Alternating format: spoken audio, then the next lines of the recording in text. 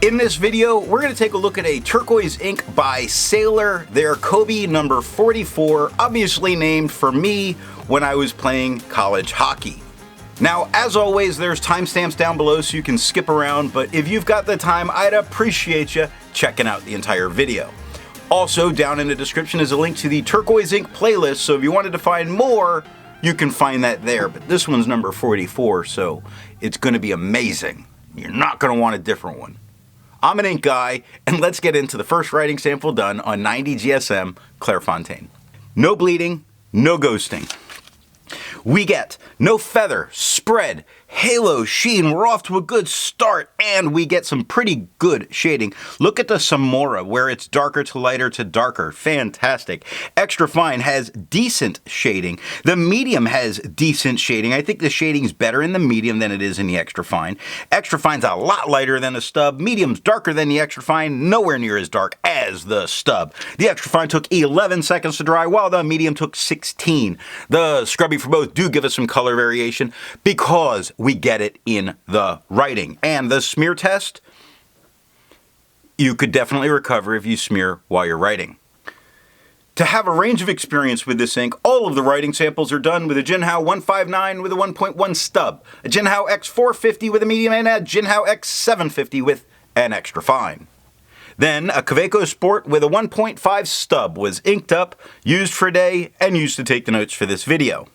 The next writing sample is done on 52 GSM Tomoe River. No bleeding, minor ghosting, thin paper. Nope, get back over here. We get no feather, no spread, no halo, no sheen. Spots of shading are showing up in the extra fine, not in the medium, not in the stub. The extra fine's a lot lighter than the stub, while the medium's the same tone. Extra fine took 18 seconds to dry, and the medium took 23. The scrubby for both give no color variation, although we do see spotting of it in the extra fine, and the smear test you could not recover if you smeared while you were writing. I agree with Vita. There's a lot to learn by doing multiple chromatographies. The one on the left is done the way it's supposed to be done. A line of ink is put down, and then it's put into water for 10 to 15 seconds. And we do see a very blue-leaning turquoise at the bottom, pushing its way all the way up. But at the top, we see a very interesting green that shows up. Now, we also see a little bit of a line at the bottom of that one. The one on the right that's allowed to dry for 10 minutes before it's put into water, a lot of that blue-leaning turquoise is staying at the bottom. Some of it's pushing up, but we really do see that kind of bright green at the top, giving the idea that that blue-leaning turquoise might be a little bit of a resistant color. The next writing sample is done on 80 GSM Rhodia dot pad. No bleeding, no ghosting. We get no feather, spread, halo sheen. We get some shading again in the,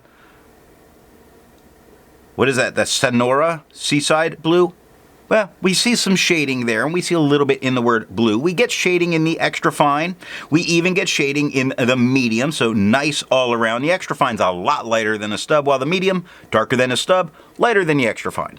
Extra fine took 13 seconds to dry, and the medium took 17. Scrubby for both do give us some color variation. It's nice in the writing, and the smear test you could recover if you smeared while you were writing.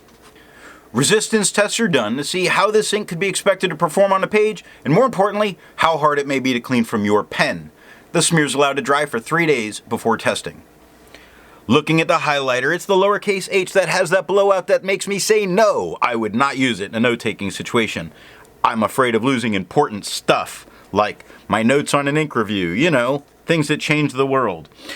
Looking at the water, we do see that the green got washed away, leaving the blue in place. Now, pen flush started moving a lot of the ink around, but didn't really get rid of very much of it. 1/3 bleach solution did bleach it down to a nice light minty green and didn't get rid of it entirely. However, it only took water to get this out of my pen. The next writing sample is done on yellow Rhodia paper. We don't look at this to see performance changes, much more to see tone changes that go on, and you do see that it becomes quite a bit lighter in all three of them. So this yellow is affecting the blue in that this ink is a little bit more translucent than I was expecting. For the inks tested, the average viscosity was 2.5, and the realm of normal was 2.1 to 2.9.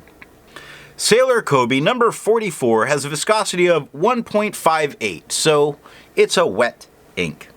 If you're interested in how the viscosity test and all of that's done, then down in the description is a link to that video. Next writing sample, G-Lalo paper. No bleeding, no ghosting.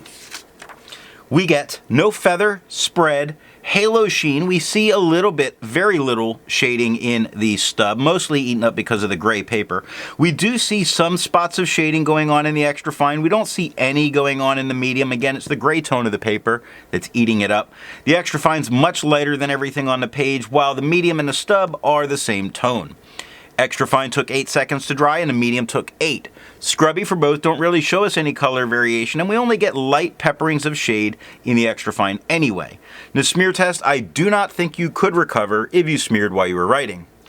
For the inks tested, the average dry time was 17 seconds, and the realm of normal was 13 to 21 seconds. Sailor Kobe number 44 has an average dry time of 16 seconds, so it's normal. The last writing sample is done on life paper. No bleeding, no ghosting. We get no feather, spread, halo sheen, very light shading spots that occur in the stub, some decent shading spots that occur in the extra fine, but it's only a very light peppering of it here. Again, only a couple lighter spots where there's some shade in the medium, so in general the shading is much less, but there are spots of it here. The extra fine is much lighter than the stub, while the medium is a tad bit darker than the stub. Extra fine took 11 seconds to dry and the medium took 16. Scrubby for both, give us a tiny bit of color variation with the extra fine, nothing with the medium. And again, for both it was only really a light peppering of shading. The smear test you could recover if you smeared while you were writing. Instead of finding inks that complement Sailor Kobe's number 44, I'd prefer to find an ink that complements its color on the page. I decided to not draw any attention away from this, and I went with a black ink by Noodler's, their Bernanke Black. Now, if you'd prefer a different complement color, then down in the description are links to those playlists. So what do I think of Sailor Kobe's number 44? This is a dusty turquoise that occasionally gives shading, but gives tons of tone variation by pen. It is amazing looking on yellow paper and really pops off the page there. So what nib and pen are going to give the best writing experience with this ink? A much livelier color that really does give something more to it can be found from a medium to dry flow fine pen, and especially if you use it on yellow paper. I hope you got something out of this video, and in the next video, we're going to take a look at Mont Blanc's Toffee Brown.